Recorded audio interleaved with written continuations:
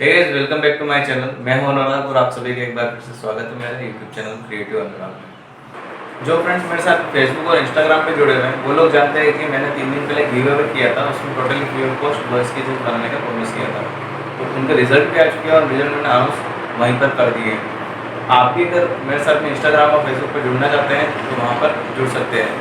Description के अंदर मैं अपना लिंक इंस्टाग्राम, फेसबुक और ट्विटर का दे दूँगा, तो वहाँ से आप जुड़ सकते हैं। और एक चीज़ मैंने 3 दिन पहले बताई थी कि एक जो सीरीज़ में लेके आने वाला हूँ आर्ट क्लासेस की, जिसका डे 1 है।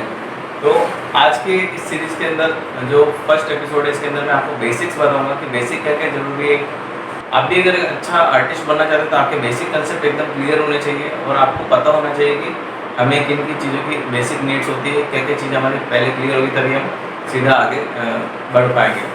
कुछ लोग होते हैं जो डायरेक्ट सीधा पोर्ट्रेट बनाने लग जाते हैं और फिर बाद में रिजल्ट नहीं आता, तो रिजल्ट ना आने के वही मेन कारण होते हैं कि उनके बेसिक कंसेप्ट क्लियर नहीं होते। तो बेसिक जो है वो क्लियर होने चाहिए, तभी आप आगे अच्छे से बढ़ पाएंगे। तो सीजन 1 के अंदर जो है ये आज का फर्स्ट एपिसोड है, तो एक बार फिर से आप सबका स्वागत है।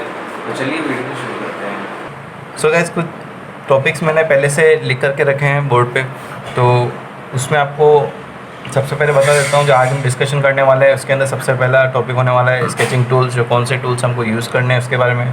सेकंड है लाइन और सर्किल, किस तरह से हमारे को ड्रॉ करनी चाहिए, किस तरह से हमारे को आउटलाइन करनी चाहिए, उसके बारे में हम जो है डिस्कशन करेंगे।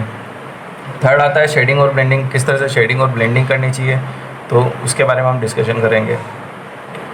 टाइम मैनेजमेंट फॉर स्केच, तो टाइम मैनेजमेंट किस तरह से हमारे को डिसाइड करना है, किस तरह से हमारे को जो है एक दिन के अंदर टाइम देना है स्केचिंग को बिगिनर के हिसाब से, तो उसके बारे में हम डिस्कस करेंगे। इसके अलावा एक लास्ट चीज़ और है, वो है जजमेंट, किस तरह से हमारे को जजमेंट करना है हमारे जो है हमने स्केच बनाया है उसका किस तरह से हमको जजमेंट करना चाहिए, जो लोग बोल रहे हैं उस पर विश्वास कर लेना चाहिए या खुद हमें जजमेंट करना चाहिए, उसके बारे में हम थोड़ा डिस्कशन करेंगे। तो आज के हमारे टॉपिक रहने वाले, तो स्टार्ट करते हैं वीडियो को। तो सबसे पहले जो बात आती है टूल्स की, टूल्स के अंदर जो मैं यूज टूल्स करता हूँ उसमें ये जो पेंसिल्स है, कुछ रबर्स वगैरह हैं वो है। इसके अलावा मैं जो है ये विलो चारकोल वगैरह इस तरह की जो है पेंसिल्स है, ये चारकोल स्टिक्स है, उनको यूज़ करता हूँ। तो काफ़ी सारे टूल्स आते हैं मार्केट के अंदर। आप शॉप पर परचेज़ करने जाएंगे तो जो शॉपकीपर रहेगा वो आपको काफ़ी सारी चीज़ें बताएगा, ये ले लो, ये ले लो, लेकिन आपको ऐसा नहीं करना है। आपको जो है, आप बिगिनर है, आपको बस यही ध्यान रखना है, उसी हिसाब से आपको परचेज़ करना है, ज़्यादा पैसा खर्च नहीं करना अननेसेसरी। तो मैं कुछ चीज़ें आपको अभी बताने वाला हूँ इन सब में से निकाल के, तो वही आपको परचेज़ करनी है ताकि आपको कम कॉस्ट के अंदर अच्छे से आप जो है स्केचिंग कर सकें। कोई मैटर नहीं करता आप महंगे पेपर पे यूज़ करें या सस्ते पे यूज़ करें, आपकी अगर स्किल अच्छी है तो आप अच्छे से ड्रॉ कर सकते हैं। तो ये जो आर्ट लाइन की सबसे पहली चीज़ आती है पेंसिल के बारे में। पेंसिल कौन सी लें, तो पेंसिल जो आती है वो स्टेडलर की भी आती है और आर्ट लाइन की भी आती है और बहुत सारी आती है, कोहिनूर की, सब तरह की अलग अलग ब्रांड है बहुत सारे, उसकी भी पेंसिल्स आती है। तो आप बिगिनर है तो बिगिनर के लिए बेस्ट पेंसिल है ये आर्ट लाइन, और मैं भी बहुत सारे इसके चीज़ में इसी को यूज़ करता हूँ और इसके बेस्ट रिजल्ट है। तो आप ये परचेज़ कर सकते हैं, 60-70 रुपीज़ के आसपास आती है, तो ये आप वहाँ से परचेज़ कर सकते हैं। ऑनलाइन भी आप मंगा सकते हैं अगर आपके यहाँ पे मिलती नहीं है तो। इसमें 6 पेंसिल का सेट आएगा, 2B आएगी, 2B, 4B और 6B, 8B और 10B। तो ये 6 जो पेंसिल है उसका इसमें एक HB की पेंसिल भी आती है इसके अंदर, जो आउटलाइन के लिए जनरली हम काम में लेते हैं। तो ये 6 तरह की पेंसिल है वो इसमें आती है, आप ये परचेज़ कर सकते हैं। इसके अलावा आपको ज़रूरत पड़ेगी एक इरेज़र की, तो ये है इस तरह का कुछ इरेज़र है, मैं यूज़ करके थोड़ा गंदा हो गया अभी, तो नया इरेज़र आपको दिखा देता हूँ, रखा होगा शायद। तो शायद दूसरा बॉक्स में रखा है, तो ठीक है। इस तरह का जो है इरेज़र अप्सरा का आप ये परचेज़ कर सकते हैं, ईज़िली मिल जाता है 5 रुपये 10 रुपये का। ये एक इरेज़र आपको ज़रूरत पड़ेगी, और अगर थोड़ा बजट आपका ज़्यादा हो तो एक नीडेबल इरेज़र जो आता है वो आप ख़रीद लीजिए। लेकिन आप ये भी यूज़ कर सकते हैं, लेकिन इसका बस बेस्ट बेनिफिट यही है कि आप अच्छे तरीके से इससे मतलब यूज़ ले पाते। इससे क्या होता है कि जब आप इसको इरेज़ करते हैं किसी भी ग्रेफाइट या चारकोल को, तो वो फैलता नहीं, रबड़ छोड़ता नहीं है पेपर के ऊपर, और इसी के अंदर जो है वो ग्रेफाइट और चारकोल आ जाता है, तो जो है आपकी ड्राइंग काफ़ी हद तक जो है ख़राब होने से बचती है। और इसके अलावा आपको एक ज़रूरत पड़ेगी शार्पनर की, कोई भी तरह का शार्पनर चलेगा। मैंने एक ये शार्पनर सस्ता सा 15-20 रुपये का ही आता है, वो आप खरीद सकते हैं। कवर वाला खरीद दीजिएगा, ताकि क्या होता है कि कवर वाला नहीं खरीदते तो फर्श पे गिर जाता है तो काफ़ी गंदा हो जाता है फर्श ग्रेफाइट चारकोल से, तो ये आप खरीद सकते हैं। इसके अलावा एक ही अप्सरा का आता है, ये भी परचेज़ कर सकते हैं इस तरह का। और इसके अलावा जैसे और चीज़ों के अंदर एक ब्लेंडिंग स्टम्प्स की ज़रूरत पड़ेगी। ब्लेंडिंग स्टम्प्स है वो भी हमारे को परचेज़ करने पड़ेंगे। ये ब्लेंडिंग स्टम्प्स मैंने रखे हुए हैं, ये ब्लेंडिंग स्टम्प्स आप खरीद सकते हैं मार्केट से। घर पे भी आप बना सकते हैं, काफ़ी सारे वीडियो मिल जाएंगे आपको यूट्यूब पे बनाने के। पेपर ही होता है और कुछ भी नहीं होता, टिश्यू पेपर जैसा होता है और उसको ही फोल्ड करके बनाया जाता है। तो ये 70-60 रुपीज़ का जो ब्लेंडिंग स्टम्प्स का सेट आता है वो आप खरीद सकते हैं। छोटे एरियाज़ के लिए छोटे ब्लेंडिंग स्टम्प्स है, बड़े एरियाज़ के लिए बड़े ब्लेंडिंग स्टम्प्स है, तो इस तरीके से आप ये परचेज़ कर सकते हैं। और जो लोग ब्लेंडिंग स्टम्प का यूज़ नहीं करना चाहते वो ब्रश खरीद सकते हैं, लेकिन स्टार्टिंग में मैं आपको सजेस्ट करूँगा कि आप ब्लेंडिंग स्टम्प्स ही यूज़ करें, उसका बेनिफिट अलग ही होता है। और इसके अलावा आप एक वाइट जेल पेन खरीद लीजिएगा 15-20 रुपये का नॉर्मली। जब प्रोफेशनली हो जाएंगे आप तभी आप ये इस तरह का जो है जेली रोल पेन आते हैं वो आप खरीद सकते हैं। जेली वाइट रोल पेन सकूरा के, ये थोड़े कॉस्टली पड़ते हैं, तो आप ये स्टार्टिंग में बिगिनर है तो ये मत खरीदिए, ये बेस्ट है, 15-20 रुपये का आएगा, ये आप ख़रीद लीजिएगा। तो ये एक वाइट जेल पेन की आपको थोड़ी ज़रूरत पड़ेगी हाईलाइट्स के लिए। इसके अलावा आपको ज़रूरत पड़ेगी पेपर की, तो ये पेपर जो है इस तरीके के नॉर्मल पेपर आप यूज़ कर सकते हैं।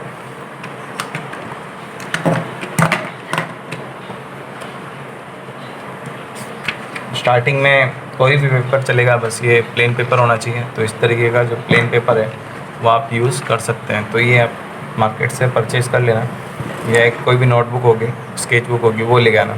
जब आप अच्छे आर्टिस्ट हो जाएंगे तो उसके बाद 180 GSM 300 GSM पे किस तरह से वर्क किया जाए तो वो भी मैं आपको बताऊँगा। उसके बेनिफिट अलग होते हैं, जो हम कमीशन वर्क बनाते हैं तो उसी में बना के देते हैं। सो गाइस, ये तो बात हो गई स्केचिंग टूल्स की। तो हमारा जो फर्स्ट टॉपिक था वो क्लियर हो गया। स्केचिंग टूल्स हमारे को कौन कौन से परचेज़ करने हैं मार्केट से, तो ये जो है बिगिनर्स के लिए कौन कौन सी ज़रूरत है वो हमने डिस्कस कर लिया। अब आती है लाइन और सर्किल की। जो लाइन और सर्किल की बात है उसके अंदर क्या करना है हमारे को, इस तरीके से जो है लाइन आपको ड्रॉ करनी है। एक पेपर ले लीजिए और उसके ऊपर आप इस तरीके से सीधी सीधी लाइन ड्रॉ करते लीजिए। इससे क्या होगा, आपकी प्रैक्टिस बढ़ेगी। प्रैक्टिस बढ़ेगी इन द सेंस आपका हाथ पे जो कंट्रोल है, हैंड पे कंट्रोल है, वो बढ़ेगा। तो आप जब भी स्केच बनाएंगे या किसी भी तरह का पोर्ट्रेट बनाएंगे तो आपका जो है हाथ का प्रैक्टिस अच्छा हो जाएगा और आप ढंग से जो है अपना पोर्ट्रेट बना पाएंगे। तो आपको ये इस तरीके से जो है लाइन की प्रैक्टिस और सर्किल की प्रैक्टिस करनी है। ये देखिए एकदम सीधी सीधी पूरी लाइन आपको खींचनी है, क्योंकि स्केल का यूज़ नहीं करते हैं। जब भी हम इसके अच्छा आर्टिस्ट होता है वो कभी भी स्केल का यूज़ नहीं करता। बहुत रेयर चांसेस में जहाँ पे एकदम परफेक्शन चाहिए तो वहीं स्केल का यूज़ होता है, बाकी जनरली स्केल का कोई भी यूज़ नहीं करता। तो इस तरीके से आपको लाइंस जो है वो ड्रॉ करनी है। तो ये आपको जो है सीधी सीधी लाइंस जो है इस तरीके से ड्रॉ करके रखनी है। इसके अलावा एक चीज़ और है, सर्किल को हमारे को ड्रॉ करना है। सर्किल ड्रॉ करने से भी आपको फ़ायदा मिलेगा। तो सर्किल को किस तरीके से ड्रॉ करना है, जो आपका हैंड है यहाँ से लेके इधर एल्बो तक पूरा यूज़ आना चाहिए सर्किल ड्रॉ करने के लिए। तो इस तरीके से आप पहले जो है इसको हाथ को इस तरीके से चलाएं, उसके बाद में जो है सर्किल को आप ड्रॉ कर सकते हैं। तो नेक्स्ट पेज पे बता देता हूँ। तो ये है, तो यहाँ से आप अगर ऐसे इस तरीके से आप हैंड को पूरा चलाएंगे तो आपका सर्किल एकदम परफेक्ट सर्किल ड्रॉ होगा।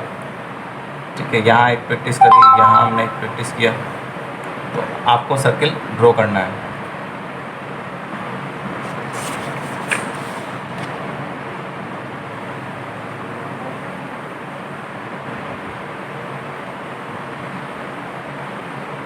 करते रहिए प्रैक्टिस, जब तक पूरा परफेक्ट नहीं बनेगा तब तक आपको प्रैक्टिस करते रहना है। तो ये हाथ से किस तरीके से जब तक आप हाथ का पूरा हैंड का पूरा यूज़ नहीं करेंगे तब तक परफेक्ट सर्किल ड्रॉ नहीं होगा।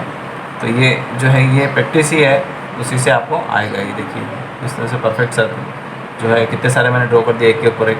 तो जो है स्टार्टिंग में आपको इस तरीके से प्रैक्टिस करनी है लाइन और सर्किल की। तो उससे आपका हैंड पे कंट्रोल बढ़ेगा। इसका कोई मतलब ज़्यादा वो नहीं है, लेकिन हैंड पे कंट्रोल बढ़ाने के लिए जो है बेसिक चीज़ है तो वो आपकी अच्छी हो जाएगी। तो इसके अलावा अगली चीज़ आती है शेडिंग और ब्लेंडिंग। जो शेडिंग और ब्लेंडिंग है उसके बारे में हम बात कर रहे थे। ब्लेंडिंग, शेडिंग और ब्लेंडिंग में क्या करना है? शेडिंग मतलब हमारे को कोई भी हमने ऑब्जेक्ट ड्रॉ किया है और ड्रॉ करने के बाद में उसमें शेड देना होता है। तो शेड करने का सबसे बेस्ट तरीका क्या है? अपनी पेंसिल को अच्छे से शार्प कर लीजिए शार्पनर से। उसके बाद में इस तरीके से कहीं भी गैप छोड़ते हुए, गैप नहीं छोड़ते हुए, ये इस तरीके से आप शेडिंग कर सकते हैं। तो ये आपका हो गया शेडिंग। ये जैसे मैंने 2B पेंसिल है, 2B पेंसिल यूज़ करी, 2B पेंसिल यूज़ करके शेडिंग करी। अभी हम कोई और पेंसिल यूज़ करके देखते हैं। ये 6B है, 6B पेंसिल है, तो 6B पेंसिल को मैं यूज़ करता हूँ। तो ये इस तरीके से शेडिंग इसकी थोड़ी डार्क आएगी, देखिए। तो पेंसिल में भी फ़र्क साफ नज़र आ रहा है।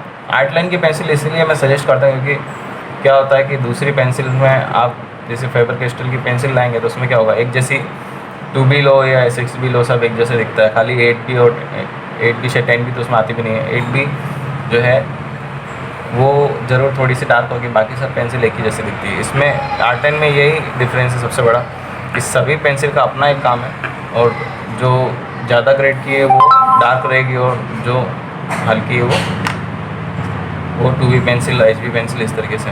तो ये हमने शेडिंग कर ली। अब इसको करने आती है ब्लेंडिंग की बात।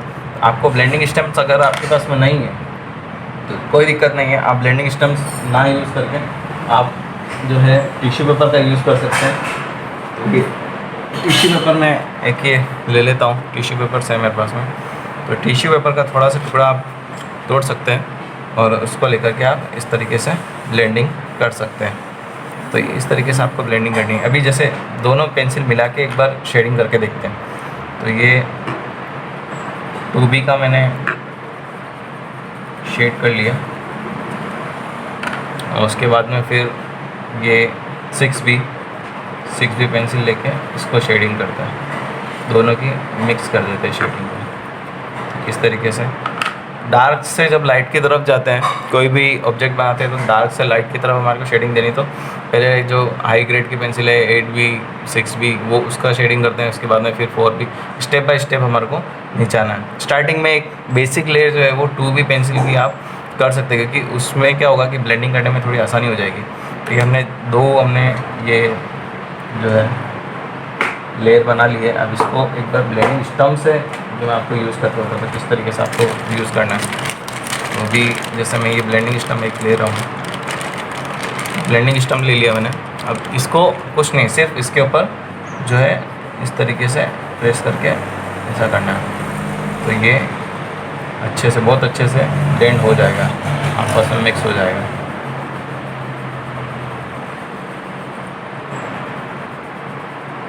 कोई मैंने महंगा पेपर यूज़ नहीं किया है, बिल्कुल सिंपल पेपर जो आप सभी के घर में पेपर मिल जाता है वही पेपर मैंने यूज़ किया। तो इस तरीके से आप ये इसको पेपर को यूज़ कर सकते हैं। सो गाइस, अब बात आती है टाइम मैनेजमेंट की। तो किस तरह से हमारे को टाइम को मैनेज करना है स्टार्टिंग के अंदर। आप एक बिगिनर, आपको ये ध्यान रखते हुए टाइम का एक बहुत ही मतलब जो है मोस्ट इम्पोर्टेंट रोल होता है। तो आपको स्टार्टिंग में एटलीस्ट 1 आवर तो आपको देना पड़ेगा। अगर आपको बहुत जल्दी अच्छे से स्केच बनाना सीखना है या ड्राइंग करना सीखना है तो आप एटलीस्ट 45 मिनट टू 1 आवर तक जो आपको देना पड़ेगा। तो आप उसका एक टाइम फिक्स कर लीजिए। मॉर्निंग में बनाया तो मॉर्निंग में, या इवनिंग में बनाया इवनिंग में। लेकिन मैं रिकमेंड करूँगा आप दिन के अंदर बनाएंगे, क्योंकि डे लाइट के अंदर जो है हमारे को अच्छे से स्केच ऑब्जर्व कर सकते हैं, उसके अंदर किस तरह से शेडिंग होगी वो देख सकते हैं। नाइट में क्या होता है, लाइट पूरी हो या ना हो, तो सभी लोगों के पास में जो है लाइट्स का नहीं होता। तो लाइट्स अगर अच्छी नहीं होगी तो आपका जो ऑब्जर्वेशन सेक्शन नहीं हो पाएगा स्केच पेपर, और आप अच्छे से बना नहीं पाएंगे कोई भी चीज़। तो टाइम का एक जो है अपना एक अहमियत है, तो आप उसको आपको देना ही पड़ेगा टाइम के, अगर आपको सीखना है। उसके अलावा जो एक और चीज़ आती है वो है, लास्ट हमारा टॉपिक रह गया था वो था जजमेंट। तो जजमेंट हमारे को किस तरह से करना है। हम अगर कोई स्केच बना रहे हैं, हमने जैसे कोई भी फेसबुक या इंस्टा पे कहीं भी हमने डाल, सोशल मीडिया पे हम डाल रहे हैं उसको, सब लोग देखिए आपके मिलने वाले हैं, कोई होंगे क्या फर्स्ट टाइम ड्रॉ कर रहा हो सकता है, तो सब आपको अप्रिशिएट ही करेंगे, आपको बताएंगे कि अच्छी है, बहुत अच्छी है, बहुत अच्छा बना है, क्या बात है। तो आपको उन सब चीज़ों पे ध्यान ना देकर के खुद से ऑब्जर्व करना है कि ये कितना अच्छा मैंने बनाया है, क्या ये सही में अच्छा है, इसमें कुछ गलतियाँ हैं कि नहीं।